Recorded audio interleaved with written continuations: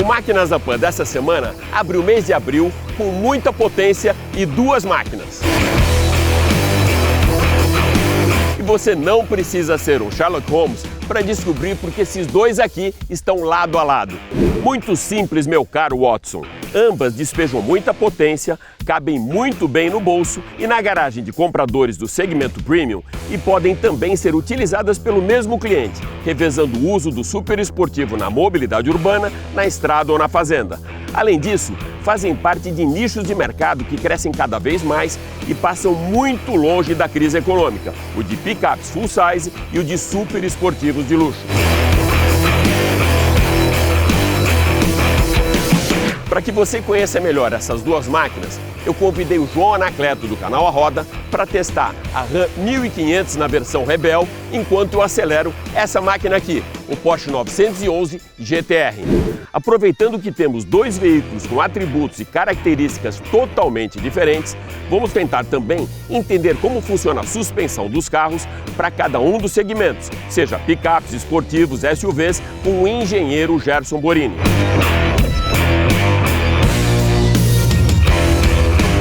Na semana passada, Ayrton Senna teria completado 63 anos de idade. Para homenagearmos o nosso tricampeão mundial, vamos relembrar hoje, aqui no programa, a sua primeira vitória em Interlagos e também alguns dos grandes momentos da sua carreira.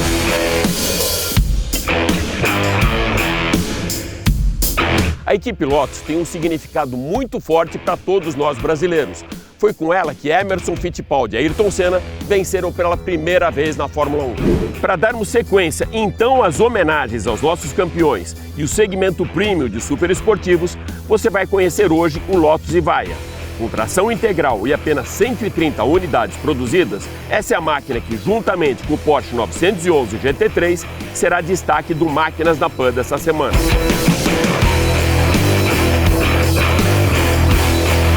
Eu sou Alex Rufo e tudo isso e muito mais você vai acompanhar comigo nesses próximos 30 minutos aqui no Máquinas na Pan. Lembrando que agora você pode acompanhar toda a nossa programação em vídeo pela TV Jovem Pan News e pelas plataformas digitais da Jovem Pan. Então se ajeita bem aí no cockpit e aperte o cinto, porque o Máquinas na Pan dessa semana está só começando.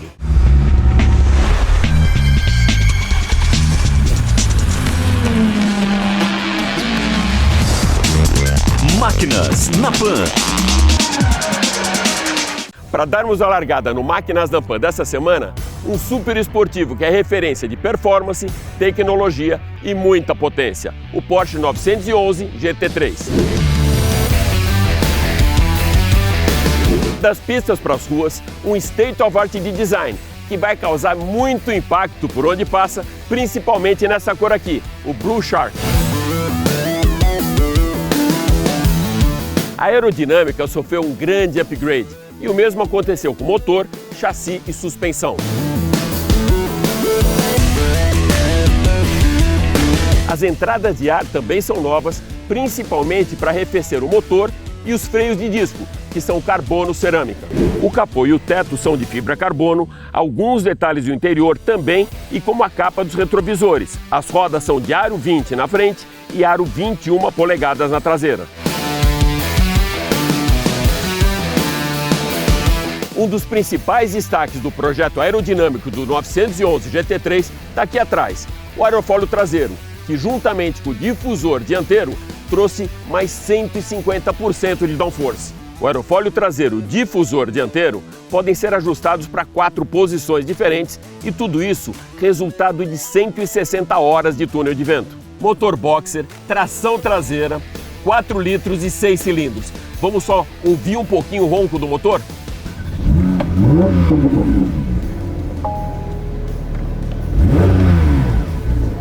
São 510 cavalos e ele faz de 0 a 100 em apenas 3,5 segundos. O torque, 47,9 kgf, com incríveis 9.000 giros de rotação para atingir a velocidade máxima de 318 km por hora.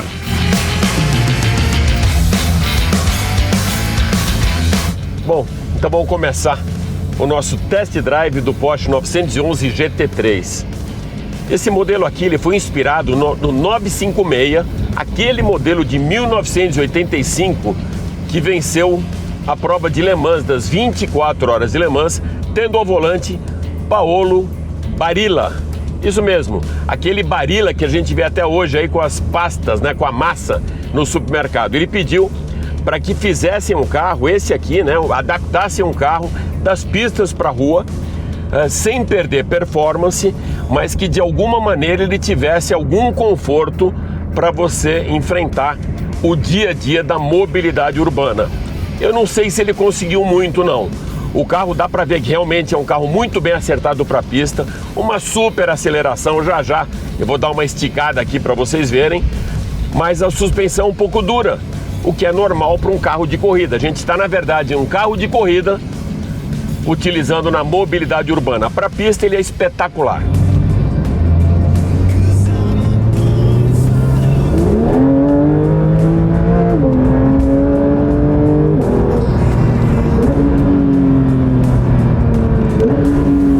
Olha, deu uma aceleradinha de nada em 3 segundos. Ele já passou de 120, claro que eu não saí do zero, mas realmente é impressionante não só a aceleração, a velocidade máxima e também a retomada, com modos de condução. Então aqui mesmo no volante eu tenho a opção de colocar ele no normal, que é o que a gente está tocando agora, no esportivo, que ele vai mudar a relação de marcha e vai deixar uma troca muito mais esportiva, e no track ele desativa todos os auxiliares da condução, ou seja, o carro pode sair de traseira, sair de dianteira, derrapar, porque você vai ter o carro muito mais na mão do que com aqueles ajustes de controle para um ser humano normal. Ou seja, o track é realmente para pilotos. Ele tem também uma maneira de você trocar aqui e deixar o som do escapamento mais esportivo. Olha só. Eu continuo aqui na função Sport. Vamos testar já a track. Por enquanto eu vou falar um pouco do conforto, né? O banco realmente é um banco de corrida, ou seja, você, não vou nem falar de ergometria dele, você veste o banco, que é um banco de corrida em fibra carbono também. Os detalhes internos do carro são realmente de fibra carbono, não é aquela textura que imita a fibra carbono. Na parte de cima do painel também couro, com dupla costura, o acabamento hiper premium, não dá para chamar nem de premium, hiper premium, com os controles todos muito à mão, uma pegada no volante realmente esportiva, você se sente muito confiante em acelerar. Eu acho que essa é a proposta quando você está dentro de um Porsche, né? É você acelerar com segurança. Não é um carro só para passeio, é um carro para quem gosta de se divertir, principalmente naqueles dias que você consegue colocar o carro em pista, né? Que aí é um circuito mais fechado, um circuito controlado, e se tiver ainda a possibilidade de ter instrutores, melhor ainda, que você não faz nenhuma besteira dentro da pista. Vamos lá, agora como a gente está numa subida, eu vou colocar essa função track. Ele até dá um aviso lá, que ele desligou todos os auxiliares de condução.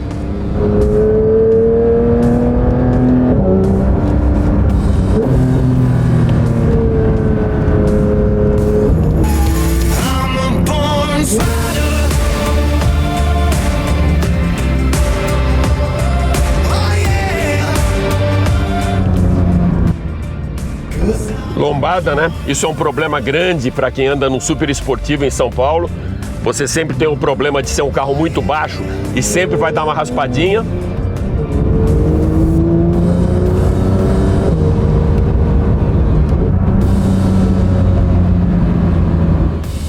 Bom, já deu para testar essa esportividade, a função track, a Sport.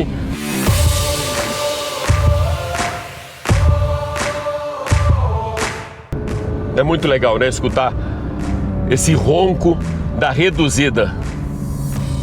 É realmente impressionante.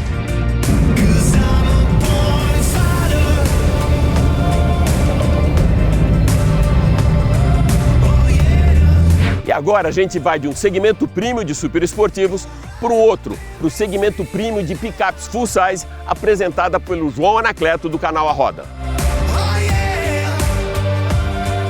Para você entender melhor, A gente vai agora de um super esportivo, o Porsche 911 GT3 de 1,3 milhão de reais, para essa aqui, uma picape full size, a Ram 1500 por apenas 500 mil.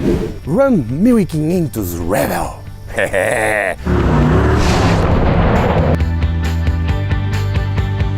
A marca, que parou de ser chamada de Dodge Ram desde 2009, apresenta-se aqui na sua versão de picape full size. Isso mesmo, um patamar acima das picapes médias que você conhece e um degrauzinho abaixo da gigantesca Ram 2500, que é bem diferente dessa. Tem motor a diesel, pesa mais de 3.600 quilos e exigiria de você carta C para dirigir. Aqui, com a carta B, você anda nesta gigante de mais de 5,90 metros, ou seja, quase 6 metros, o que vai mais ou menos, quase que inevitavelmente, impedir que você coloque na garagem do seu prédio com apenas uma vaga. E a história das picapes começou com a Dodge em 1917, quando os irmãos Dodge já faziam ali as suas vans em cima dos chassis de calhambeque da própria marca. E isso se estendeu.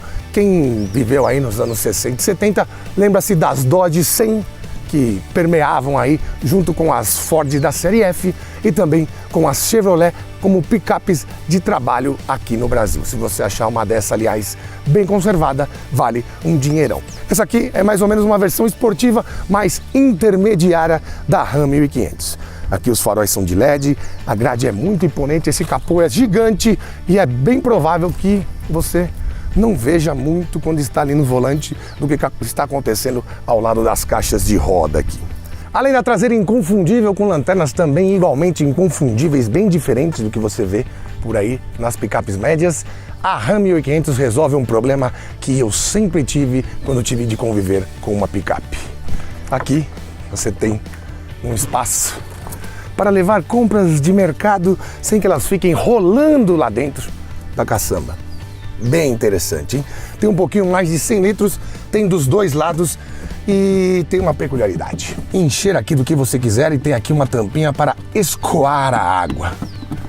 Isso dá muitas ideias para aquele pessoal que gosta de fazer um churrasco na rua, né? Essa versatilidade pode ser vista também nesta tampa traseira. Olha só que engenhosa. Além da mola, né? Você não precisa nem colocar a mão para ter acesso à caçamba, que tem capacidade de apenas 610 quilos. Você também pode abri-la de uma maneira que a gente só tinha visto na Fiat Toro. Isso mesmo. Isso aqui não é de série em todas as Ram, mas aqui vem para o Brasil com esse pacote. É sim. Interessante, né? Debaixo do capô, o lendário 5.7 Hemi, ele mesmo que você viu durante muitos anos por aqui em Cherokees e no não menos lendário 300C. Lembra Chrysler 300C? Dub Style? Era esse motor aqui. E os motores Hemi são conhecidos por não precisarem de muitos periféricos para entregarem potências pornográficas. Pois é. A câmera hemisférica e o cabeçote semi-hemisférico fazem com que perca-se pouco na hora da queima de combustível e também não haja um resfriamento precoce. Isso faz com que se tire muita potência, mas também se consuma muito, algo que você vai ver já já. Este 5.7 com injeção indireta, veja só você, e aspirado, também não tem supercharger nem turbo, gera 400 cavalos. Não é pouco não. Que picape legal, que monstro legal. Barulhinho, vamos ligar aqui o V8. Tá bom, já vi. Ó, ronquinho do V8. Ó.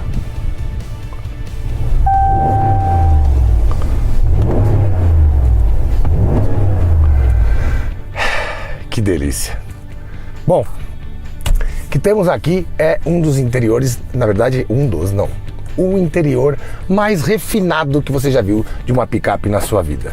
Mascarinha, nossa câmera para mostrar os detalhes e caberia mais um capacete aqui dentro. E o que mais impressiona aqui? Primeiro esse painel, né? Que consegue misturar elementos analógicos com elementos digitais sem parecer que é velho ou novo demais. Sem parecer que é muito moderno e sem parecer também que está defasado. O grafismo é muito louco, é muito legal, muito bonito.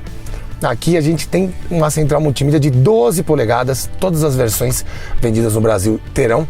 Aqui você tem os comandos físicos, né, mais tradicionais para o ar-condicionado e também para desembaçador, para recirculação de ar, para desembaçador traseiro, e também temos botões físicos aqui para quê? Se liga. Lindo demais, né? Os bancos também são muito loucos. Escrito Rebel aqui no bordado.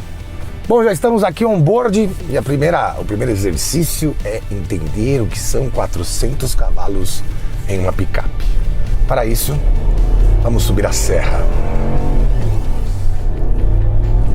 O câmbio 8 marchas funciona muito bem, mas é bem aquele estilão americano, né? Você não vai ter trocas rápidas aqui. Não vai. E reduções só no kickdown, que obviamente, como eu já te disse, não há pedal shifters aqui. O máximo que você consegue ter é uma limitação de qual marcha até qual marcha vai andar. Então você põe aqui no Gear Limit e põe aqui, só vai andar até quarta, para você conseguir. Nossa, ó, não sai de traseira. É que apesar de ter um jeitão americano de andar e rolar bastante, porque não tem nem como, né? Com essa altura do solo, com esse ponto H elevadíssimo e com suspensões que tentam parecer confortáveis, porque também tem uma boa aceitação para o off-road esse carro. Ele vai bem no off-road para fazer o off-road e tem uma suspensão dinâmica para trechos de estrada, por exemplo, esse trecho sinuoso que a gente pega aqui e pode acelerar e tal. Até que o resultado foi satisfatório. É claro, a traseira vai escapar, muito leve a traseira também, né? A distribuição de peso numa picape não é lá aquelas coisas que se pode dizer, como eles pensaram bem nisso. Mas se ela não tem a capacidade dinâmica, por exemplo, de uma Amarok V6, que eu acho mais na mão na hora de dirigir, ela tem um compromisso interessante de equilíbrio entre esportividade e conforto, pelo tamanho. Tudo você tem que colocar na proporção que realmente é. Não dá pra gente comparar isso aqui com um 911, por exemplo. Bom, monitoramento de faixa ativado. Vamos ver. Já leu? Só avisou. Bom, aqui a gente pode acionar o ACC.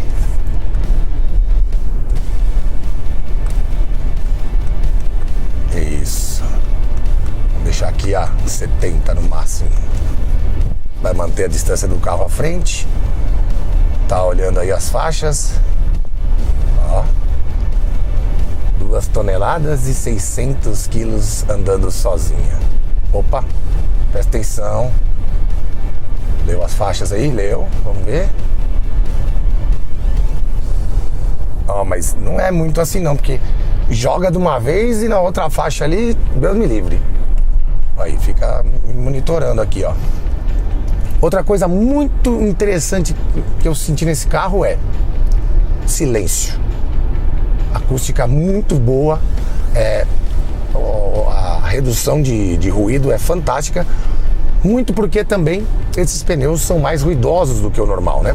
Então esse cancelamento de ruído é bem perceptível, bem interessante. Você se sente mesmo assim num carrão americano, sabe?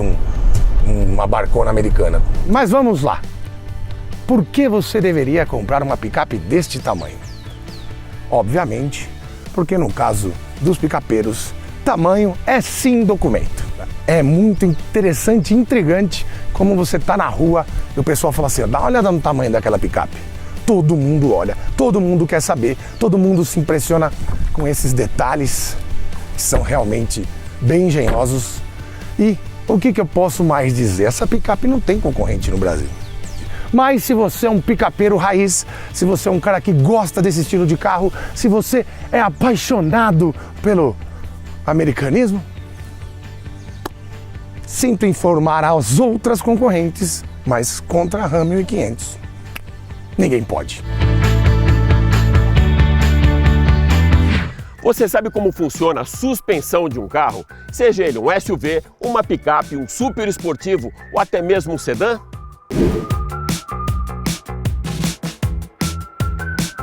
Caso você não saiba, o engenheiro Gerson Morini vai contar tudo para você. Ô Alex, muito obrigado pelo seu convite, cara. É um prazer para mim estar num programa que eu acompanho há tanto tempo. O que é a suspensão de um carro, né? O carro a gente tem que ter, qual que é o grande objetivo? É que as quatro rodas estejam o maior tempo possível em contato com o solo e, logicamente, que o footprint, ou seja, aquela pegada do pneu no chão, seja a mais uniforme possível. Então, dependendo da aplicação do carro, se é uma aplicação de estrada de asfalto, piso de asfalto ou de terra, tem que tentar otimizar para isso. E o que a gente vê, normalmente, na parte de estradas de terra, as oscilações são muito grandes. Então, quanto maior for o curso da suspensão que você tiver para poder absorver essas oscilações, mais tempo a tua roda vai estar em contato com o piso e vai estar te dando melhor tração e você consegue melhor estabilidade, melhor desempenho do carro nessa condição.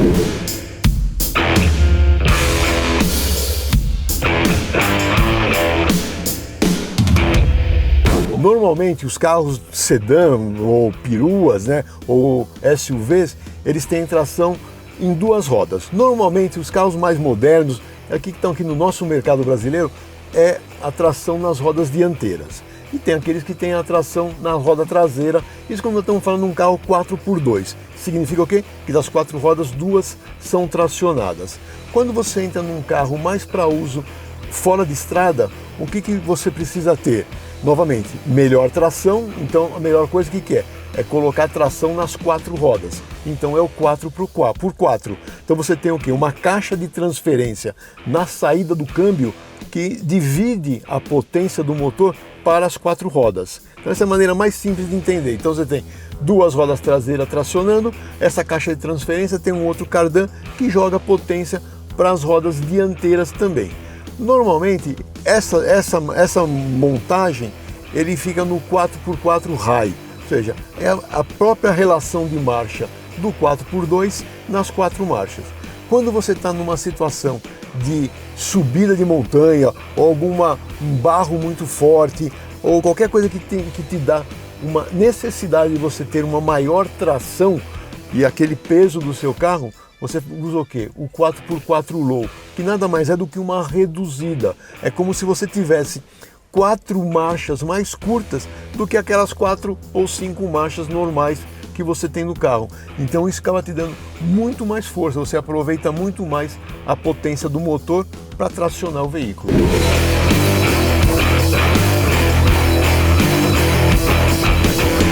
Você está naquela caixa de ovo que uma roda levanta e essa roda fica no ar literalmente, se você não tiver o bloqueio, o que vai acontecer?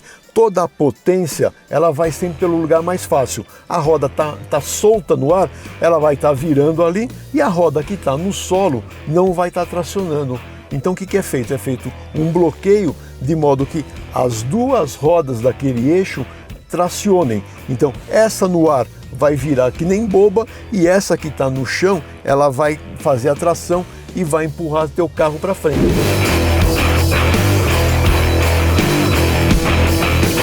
Valeu, Alex. Obrigado. Conte comigo aí.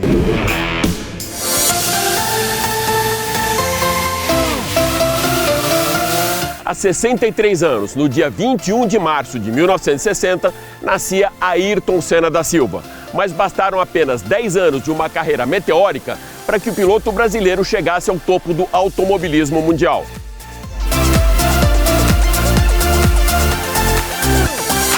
Desde a sua estreia em 1984, Ayrton Senna já dividia o protagonismo do espetáculo com grandes campeões. Seu primeiro cartão de visita na Fórmula 1 seria entregue nas ruas de Mônaco, com um show de pilotagem na chuva com a desconhecida Toleman, e só não venceria aquela prova porque o presidente da FIA, Jean-Marie Balestre, encerraria a corrida antes do final para favorecer o piloto francês Alain Prost.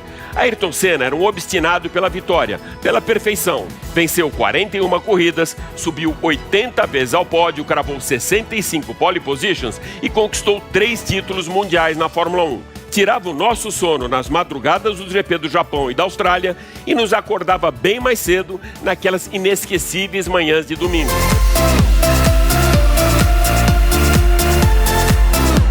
Com o maior cockpit da história, Senna levava junto com ele mais 200 milhões de brasileiros para suas conquistas na Fórmula 1. O brasileiro chegou à sua 5ª vitória nas ruas do Principado de Mônaco para se igualar a Graham Hill e no ano seguinte, à frente de príncipes e princesas, foi coroado como rei de Mônaco com 6 vitórias no quintal da família Grimaldi. Indiscutivelmente, o piloto mais rápido de todos os tempos, Senna teria a mesma velocidade meteórica de seus grandes ídolos do passado. Foi assim com os 8 anos de Beatles, que revolucionaram a música pop de 1962 a 1970. James Dean, que em menos de um ano, revolucionou o estilo de uma geração. E Elvis Presley, que também no auge da sua carreira, deixou os palcos aos 42 anos de idade. Mas seria apenas esse efeito James Dean responsável para que Ayrton Senna recebesse pela revista Autosport inglesa o título de melhor piloto de todos os tempos? Nada disso. Antes mesmo do nosso tricampeão mundial deixar as pistas, a Fórmula 1 assistia à invasão de um verdadeiro exército de jornalistas brasileiros para a maior cobertura já vista na história de um piloto. Éramos 21 das mais diversas mídias de imprensa do Brasil presentes em todas as provas do calendário. Por que então, até hoje, o efeito Senna está tão forte na vida dos brasileiros?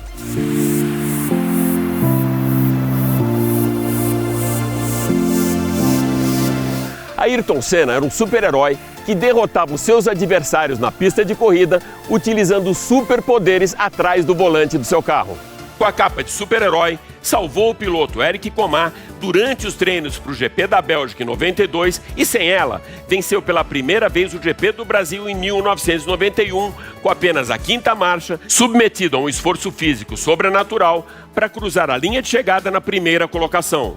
Com o dedo apontado para cima, atribuiu a Deus a sua primeira vitória em Interlagos, desafiando a dor à frente da sua torcida e, sem forças depois, precisou de ajuda para sair do carro e erguer a taça de campeão no pódio.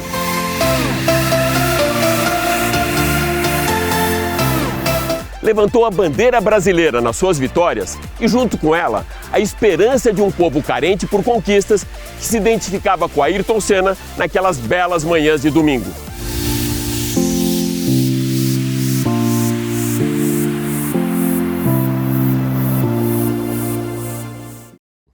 Ainda com o pé no fundo do acelerador, nós vamos agora das voltas rápidas de Ayrton Senna para um super esportivo de pista, o Lotus Evija. Para pilotos, esse é o conceito do novo Lotus Evija. Um pacote completo de tecnologia e performance, a Lotus entrega para o ocupante do cockpit de suas máquinas uma experiência perfeita de condução. A marca inglesa tem nas suas credenciais uma história de sucesso na Fórmula 1 e um forte DNA de esportividade. O Evija cria uma perfeita conexão do piloto com a pista logo no lançamento da primeira hipermáquina elétrica da Lotus. Com apenas 130 unidades produzidas, o Evija é o carro em produção mais potente do mundo. 2.000 cavalos empurram essa máquina de 0 a 100 em apenas 3 segundos para chegar à velocidade máxima de 320 km por hora. São 4 motores elétricos, um para cada roda, com bateria de 2.000 kW, que tem 80% da recarga em apenas 12 minutos, com um carregador de 350 kW e autonomia de 350 km. São 5 os modos de condução: Range, City, Tour para os amadores e Sport e Track para os pilotos profissionais. Com prioridade na aerodinâmica, o seu design foi concebido com um conjunto de canais e túneis na sua superfície que deixam esse super esportivo mais no chão, proporcionando altíssimo downforce e baixo arraste aerodinâmico. Para criar um fluxo de ar ainda mais linear em volta da carroceria, os espelhos retrovisores foram substituídos por câmeras. Para despertar uma conexão emocional com a pista de corrida, a assinatura de potência é muito bem traduzida pela reprodução do som do icônico motor Ford Cosworth DFV do Lotus Type 49, vencedor do Campeonato Mundial de Fórmula 1 em 1968 e 1970. O preço? 12 milhões de reais, fora impostos, é claro.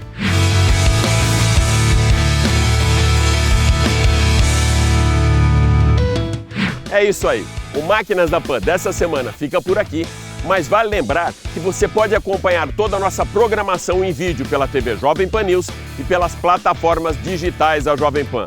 Super obrigado pela sua audiência e até a próxima. Valeu!